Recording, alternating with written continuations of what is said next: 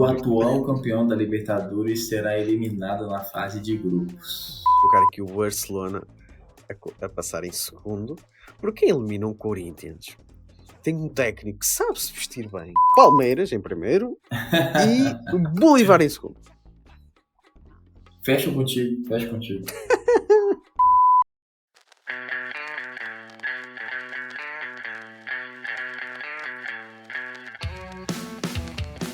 It's Alan Shearer. That's the way to finish it. Oh! Jardel! E é o gol do Porto! É o gol do Porto no Estádio da Luz! Balotelli! Aguero! Que golaço da Bruno Fernandes! Que maravilha! Futebol de Bolso, um projeto do Brás Assunção.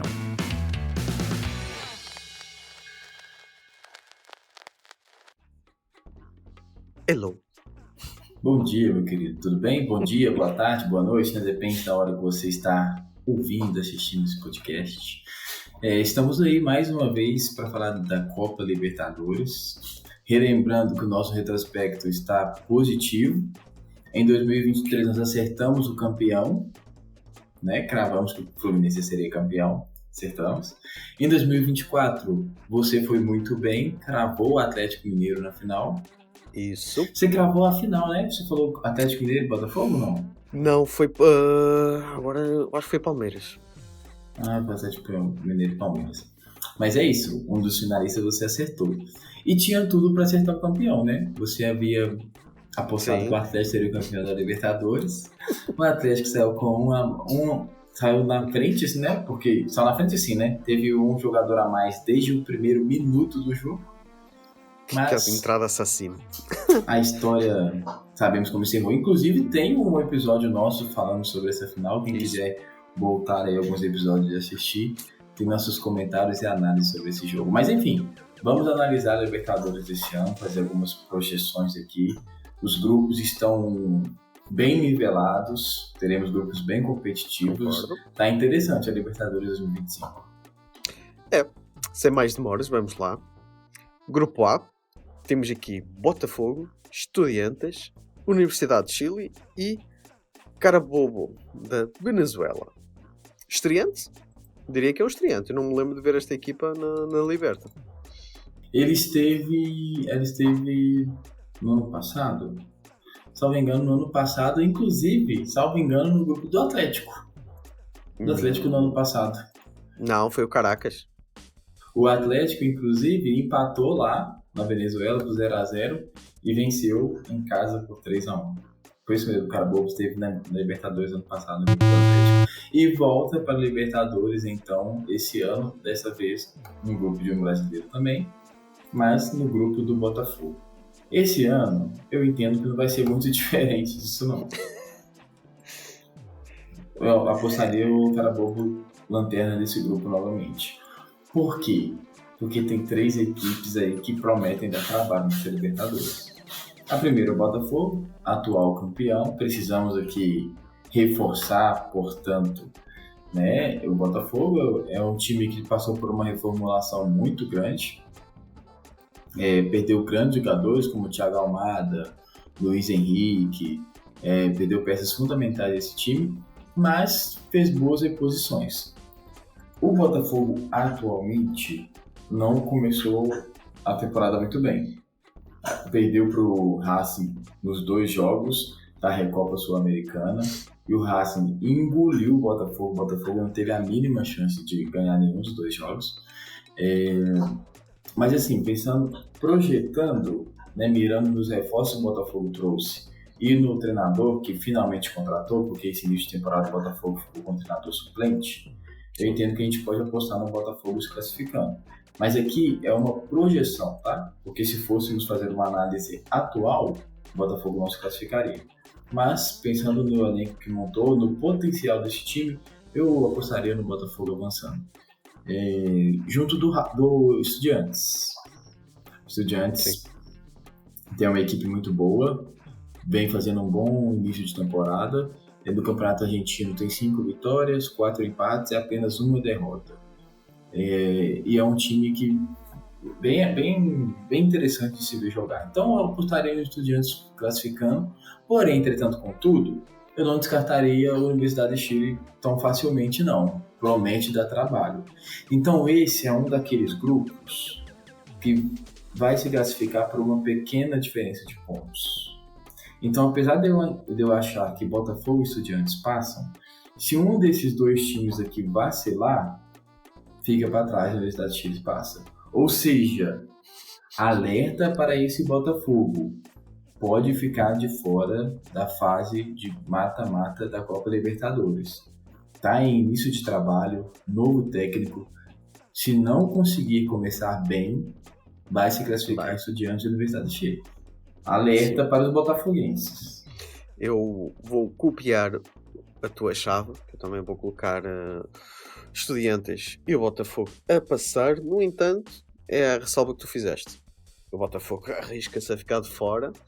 E só aqui uma adenda, que eu estive a ver aqui o plantel do Estudiantes, e tem aqui dois avançados muito bons que passaram aqui pela Europa. Um mais conhecido que outro, o Lucas Alário, que foi figura no Eintracht Frankfurt, Sim. Figura e campeão pela Liberta pelo River Plate. O Alário estava no Internacional, né, na última temporada, mas não conseguiu minutagem e, portanto, se transferiu para o Estudiantes. É uma boa contratação dos Estudiantes. Sim. E o outro nome é o Guido Garrilho, que jogou muito tempo aqui na Europa, no Mónaco. Nunca teve assim tanta minutagem assim, mas é um nome bem conhecido aqui dos europeus que estejam mais atentos a outras ligas que não a tua. A sua aposta então é Estudiantes e Botafogo avançando? Sim, Estudiantes é exatamente a mesma coisa que tu. Estudiantes em primeiro e Botafogo em segundo. Eu vou fazer um de diferentão aqui. Eu vou dar uns palpites meio exóticos. Porque eu acho que esse ano as classificações serão um pouco exóticas. Eu vou de Estudiantes e Universidade de Chile passando. Gostei. Já vamos começar com o pé na porta. Eu gosto disto. O atual campeão da Libertadores será eliminado na fase de grupos. Gravou aqui, pessoal. Podem cobrar depois. Podem cobrar. Saltamos então para o grupo B, com River Plate, Independiente del Valle, Universitário de Peru e Barcelona do Equador. Grupo difícil também, tá? Grupo bem nivelado. Sim. Assim, quando a gente pensa em palpite, inegavelmente a gente vai para o lado da hierarquia futebolística, né? E dentro de uma hierarquia do futebol, é muito comum nós falarmos que o River Plate passa nesse grupo. Mas pensando em futebol, não é isso que eu tenho visto, né, no River Plate, não. Eu acho que não é bem assim. É verdade que tem todo o peso, né, de ser o River Plate, tem o Galhardo que retornou, mas esse River Plate ele ainda deixa um pouco de dúvidas. É verdade que faz um campeonato argentino melhor, né? Teve um início bom, inclusive números parecidos com os Estudiantes, também tem 5 vitórias, 4 empates e apenas uma derrota, mas as sensações desse River Plate ainda deixam um pouco de dúvidas. É um time que ainda não está 100% encaixado, digamos assim. E aí a gente tem o Del Valle, que sempre é um time muito chato de se jogar contra, né? O Del Valle é muito conhecido pelos brasileiros, inclusive. Os brasileiros já passaram muito mal na mão desse Independiente Del Valle, mas que não começa muito bem o campeonato equatoriano. É apenas o 10º colocado, tem uma vitória, 3 empates e uma derrota. Então, não começa muito bem, mas nós sabemos que é um time que sempre impõe muitas dificuldades. Isso. Mas e aí, Bas, o que você acha? O Universitário do Peru, apesar de os times peruanos serem times muito competitivos, vem um pouco a passeio, né? Não tem como a gente esperar muita coisa do Universitário. Eu não me recordo de um time chileno com grande projeção na Sul-Americana, na Liberta. Nos últimos tempos, pelo menos, não estou a ver eles alcançarem nem sequer o mata-mata. Portanto, eu Mas acho que você sim. falou chileno, é peruano, né? Peruano, desculpa. Peruano. Dislexia. Peruanos.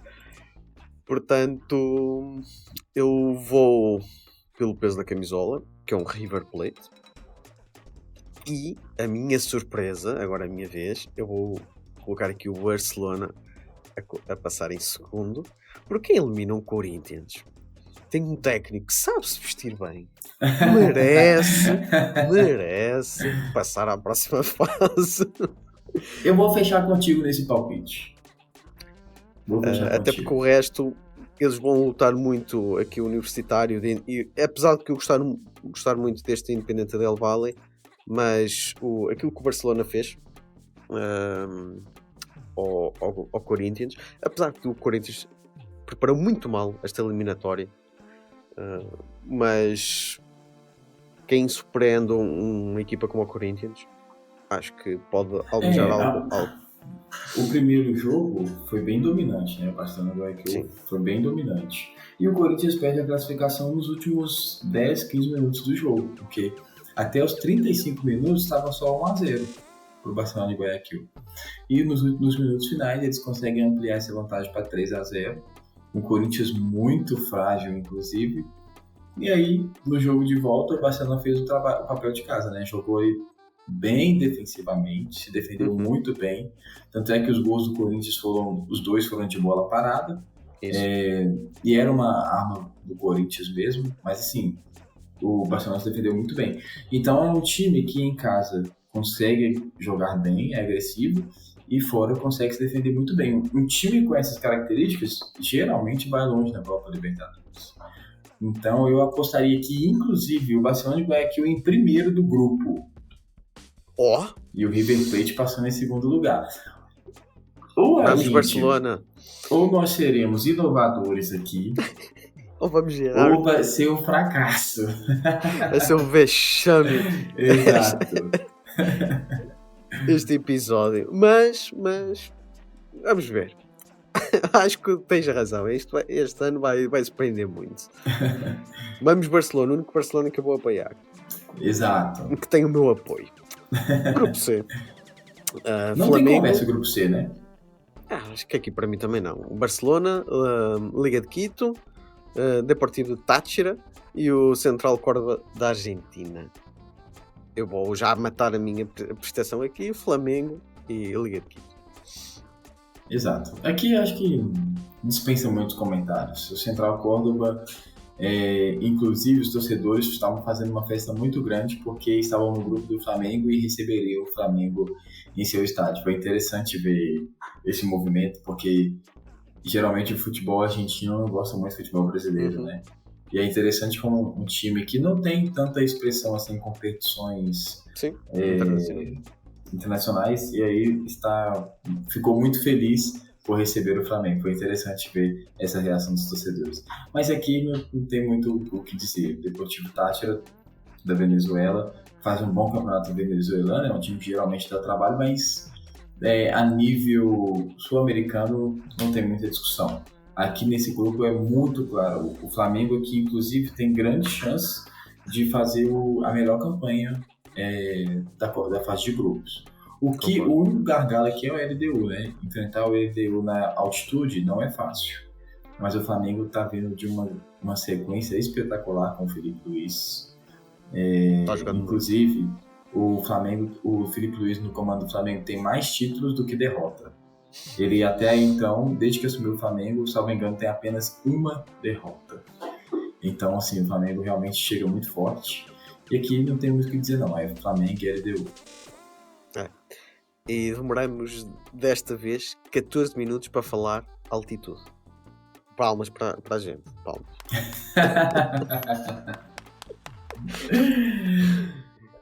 A LDU na altitude é difícil, tá? Eu acho que quem nos ouve assiduamente e vê as nossas análises sabe que a altitude é um problema. Exato.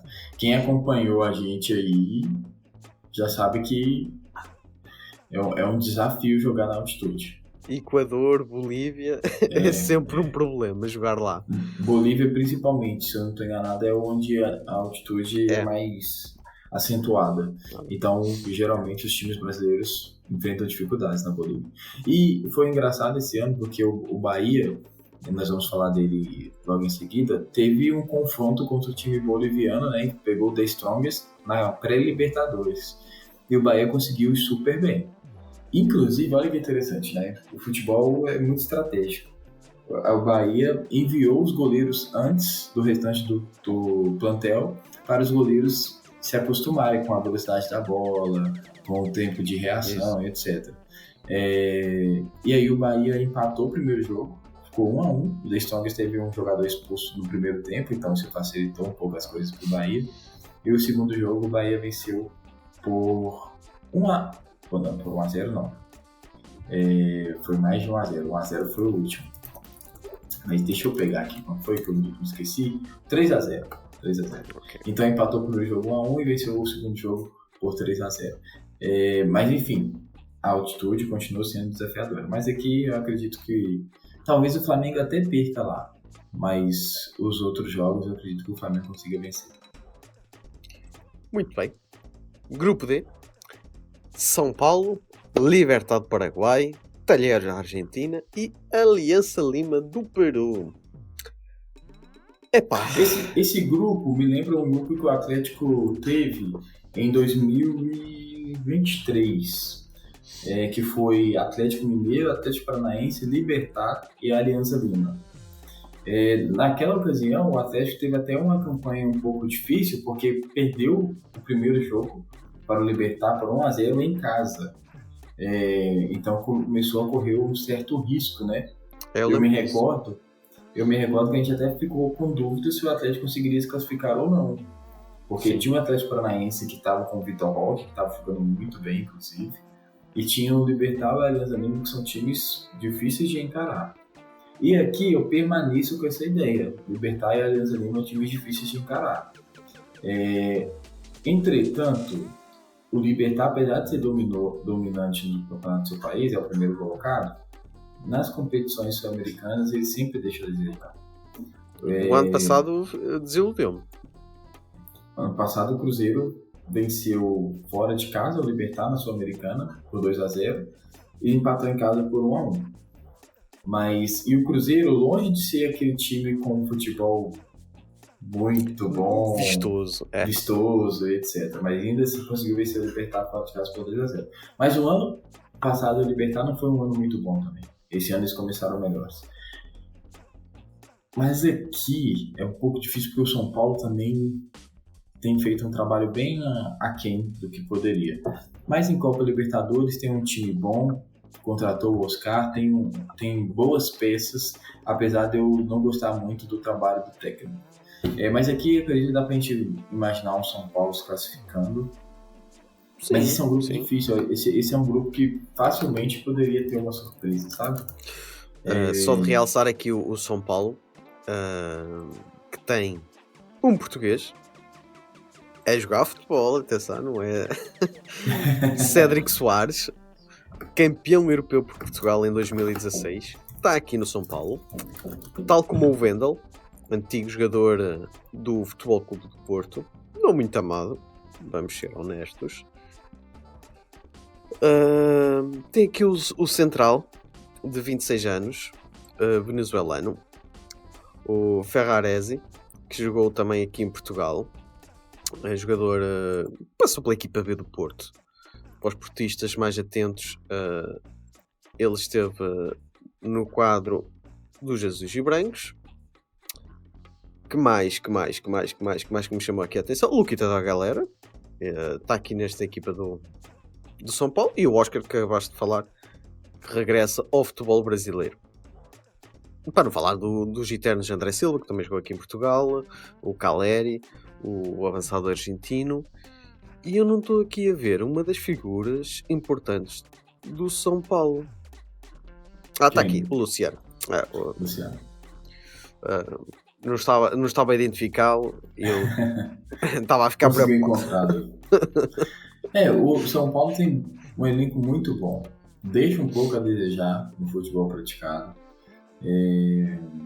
mas tem um elenco muito bom, dá para classificar. Aposto no São Paulo classificando. E aqui, a segunda vaga, para mim, fica com a Alianza Lima.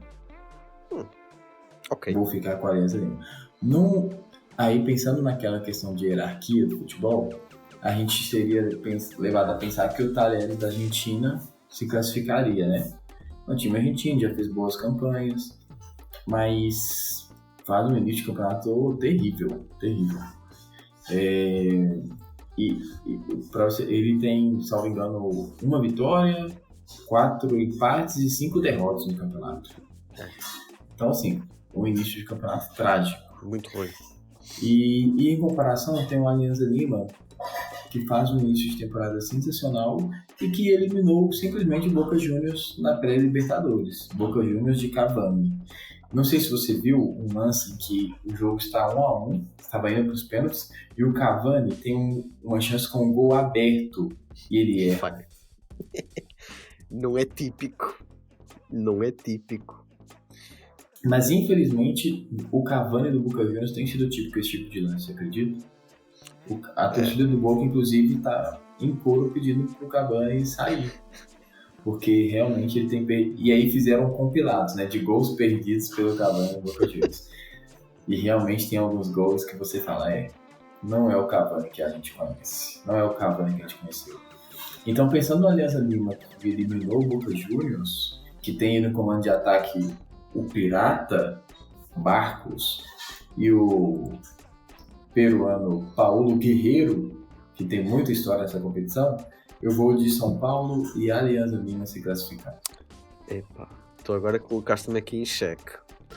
Porque se o Alianza Lima tem Herman Barcos e Paulo Guerreiro, o Libertad ainda conta com Taquara Cardoso, Roque Santa Cruz e Melgarejo.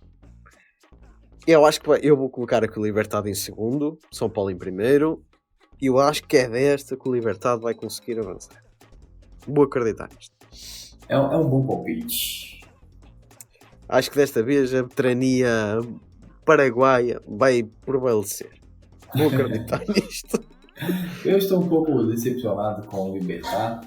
Decepcionado sim, né? Mas é porque eu acompanhei o confronto com o Cruzeiro na temporada passada. E o Libertad, assim, não deu muito trabalho para o Cruzeiro. No segundo jogo até deu trabalho, mas no primeiro não. Então eu fiquei um pouco desacreditado, confesso. mas faz uma boa campanha, começou a temporada muito bem. Então pode ser que consiga coisas maiores nesse grupo, sim. Grupo E: Racing da Argentina, Colo-Colo, Fortaleza e Atlético da Colômbia. Não é o Atlético Nacional, isto é o Atlético, ajuda-me aqui, Bucaramanga. Ele é colombiano. Isso eu sei.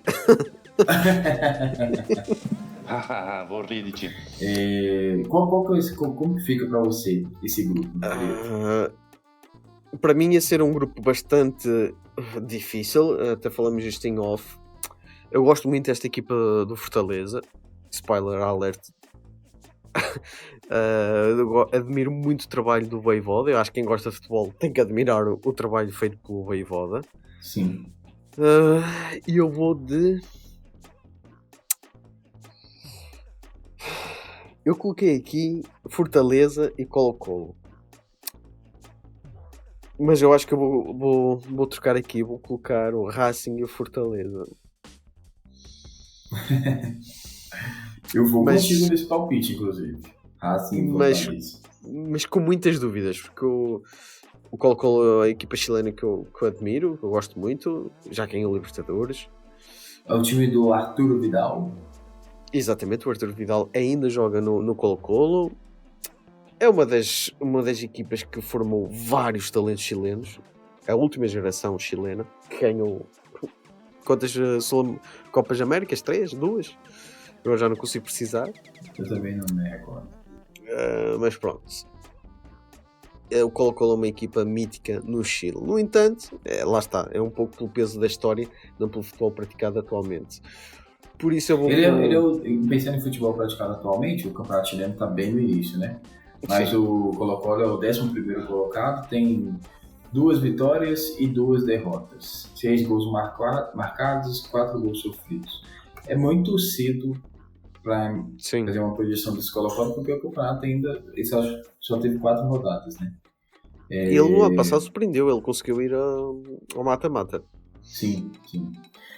Então é muito cedo. Mas tem um time bom e perdeu um jogador importante, que é o Palácios. O Palácios transferiu para o Boca Juniors. E era um jogador importante no esquema do Colo-Colo. Mas como você bem disse, o Colo-Colo é uma equipe difícil. Mas eu fecho contigo com Racing, para mim dominante nesse grupo, vai passar em primeiro colocado, Racing dominante. Realmente é um time que nos últimos anos eu tenho admirado a forma como joga e tem um treinador que faz um trabalho a longo prazo incrível, assim como o Vojvoda no Fortaleza. E o Fortaleza trouxe boas peças para o elenco esse ano. Uma peça que chama muita atenção, que estava no Boca Juniors, é o Paul Fernandes. É um meio-campista extraordinário, joga muita bola. Então dá pra gente cravar aqui Racing. Dá pra gente cravar a hierarquia desse grupo, né? A classificação de forma geral. Racing, Fortaleza, Colo-Colo e o Atlético Bucaramanga em lanterna desse grupo. Exatamente. Só dar aqui uma adendazinha para os mais atentos. David Luiz está no Fortaleza. E chegamos agora no temido, no terrível, espantoso grupo da morte. Exatamente. Nacional do Uruguai, Internacional de Porto Alegre, Atlético Nacional da Colômbia e o Bahia. Bem, eu coloquei aqui o Inter e o Nacional do Uruguai. Mas tenho dúvidas no segundo classificado, que o Inter até arrancou bem, foi campeão estadual, campeão gaúcho, acho que de forma até categórica, que não houve assim muita surpresa. No entanto, aqui quem passa para o mata-mata, o Nacional, longe de ser uma equipa assim tão temida como já foi em outros tempos. O Bahia, equipa brasileira, que está em ascendente no futebol brasileiro. No entanto, o Atlético Nacional sempre uma equipe muito chata, como tu gostas de falar, na Liberta. E eu fico com muitas dúvidas em quem é que passa, mas algo me diz que o Nacional pode fazer aqui uma graça. Assim, esse é um grupo que muito difícil a gente acertar o nosso palpite. Muito difícil. O Internacional tem feito uma campanha extraordinária desde o ano passado com o Roger Machado, desde que contratou esse técnico, as coisas correram muito bem. O Bahia, com o Rogério Ceni, tem feito um trabalho interessante também, trouxe muitos reforços para esse ano, então tem um elenco muito forte. O Atlético Nacional, eu assisti alguns jogos desse ano e eu fiquei surpreso positivamente, porque esse time joga bola. Para você ter ideia, ele é o primeiro colocado no campeonato colombiano. Nós já tivemos 9 rodadas, ele é o primeiro colocado com 20 pontos, tem 6 vitórias, 2 empates e 1 derrota. E o que impressiona são os números de gols marcados. Em 9 jogos marcaram 22 gols e sofreram também 9. Ou seja, é um time muito vertical, um time agressivo, que ataca, mas também que sofre um pouco. E o Nacional do Uruguai, como você bem disse, tem boas peças, né? Tem o Nico Lopes, que é o conhecido do futebol brasileiro, jogou no Internacional, teve uma boa participação internacional. E tem nada mais, nada menos que Eduardo Vargas, o responsável pelo título do Botafogo no ano passado, que perdeu alguns gols, apesar de ter diminuído a vantagem, perdeu alguns gols inacreditáveis. Eduardo Vargas está no Nacional. Então, assim, esse grupo realmente pode acontecer de tudo. Grupo muito difícil de cravar quem passa. Mas eu fico com Internacional e Atlético Nacional conseguindo avançar nesse grupo. Olha, eu até vou ficar com mais atenção neste grupo, porque vi aqui o nome que me chamou logo a atenção no Nacional. E foi ver se realmente tinha algum grau de parentesco. e definitivamente tem, filho de Álvaro Recoba, joga neste Nacional, Jeremias Recoba, e até fui ver os números, o rapaz tem 21 anos, ele no ano de 2024 fez 45 jogos, marcou 9 golos e fez 7 assistências, e este ano, com 8 jogos, já tem 3 golos. Eu não sei bem em que posição de campo aquilo atua, aqui está-me a dizer que ele é avançado, mas não sei se realmente é um centroavante, se é um ponta, tenho que pesquisar melhor sobre isto, mas se tiver metade do talento do pai, já é craque. Portanto, vou estar com mais atenção a este Nacional. Portanto, eu acho que vou cravar aqui realmente o Inter e o Nacional. Boa. É um bom palpite. Vamos aguardar. Estou curioso para saber qual vai ser o desfecho desse grupo. Grupo G. Palmeiras, Bolívar da Bolívia, Sporting Cristal do Peru e Cerro Porteño, equipa paraguaia. Se calhar vou chutar aqui uma surpresa. Vou chutar aqui Palmeiras em primeiro e Bolívar em segundo. Fecho contigo. Estou fechado contigo nessa. O Cerro Porteño promete dar um pouco de trabalho, porque é o Cerro Porteño, a gente sabe a tradição que tem na Libertadores, sim, mas aqui pesa muito o aspecto da altitude, como nós temos falado. Enfrentar o Bolívar na altitude, e o Bolívar é o melhor time do campeonato boliviano, não é uma tarefa fácil. O Bolívar, inclusive, venceu o Palmeiras recentemente na Bolívia, né? Então, realmente, aqui, eu acho que, sem sombra de dúvidas, é Palmeiras na primeira colocação e Bolívar em segundo. Apesar do Cerro Porteño ser esse time um pouco chato, como nós falamos, para mim não consegue fazer muitas coisas, não. Teve um início bem, como eu posso dizer, bem ok no campeonato. Ele tem, em 9 rodadas, ele tem 4 vitórias, 2 empates e 3 derrotas. Em comparação com o Libertad, por exemplo, que você aposta no Libertad avançando, né? O Libertad tem, em 10 jogos, tem 8 vitórias, 2 empates e nenhuma derrota. Então, assim, só pra gente ver como são duas campanhas discrepantes. E eu aposto que o Libertad não avança naquele grupo, diferentemente de você. Então, assim, se o Libertad, que ter feito uma campanha dessa no Paraguai, é o líder soberano, o Cerro Porteño aqui, pra mim, então, não tem muita chance nesse grupo. Então, pra mim, avançam Palmeiras e Bolívar. Lá está. Muito bem. E a gente desenhou um pouco aqui, né, do Sporting Cristal, né? Mas, assim, o Sporting Cristal, ele até é um time difícil de enfrentá-lo também, mas, infelizmente, pensando na hierarquia, o futebol peruano tem dificuldade para disputar com outros países, sabe? O Sporting Cristal aqui, infelizmente, não consegue se classificar. Sim, basta ver, por exemplo, a classificação para o Mundial da Conmebol. O Peru está muito aquém dos restantes, e isto reflete-se também nas competições internacionais. Só uma adenda que eu estava aqui a ver o elenco do Cerro Porteño, conta com Juan Iturbe. O novo Messi, como foi apelidado, em que o Futebol Clube do Porto foi a correr buscá-lo, e eu acho que nem 10 jogos fez pela equipa portista. Se bem que ele até teve uma carreira longe daquilo que prometeu, mas até interessante. Ok, vamos para o último grupo, sem mais adendas. Grupo H, Peñarol do Uruguai, Olímpia do Paraguai, Vélez da Argentina e San Antonio da Bolívia. Bem, eu vou fechar aqui com Peñarol e perdoem-me se eu estiver a falar asneira, Olímpia. Concordo contigo, vou contigo nesse palpite. É um grupo, a gente está falando aqui de grupos muito disputados, de grupos que vão ter bons jogos. Esse grupo eu já acho que é um grupo, é o patinho feio da Libertadores, digamos assim.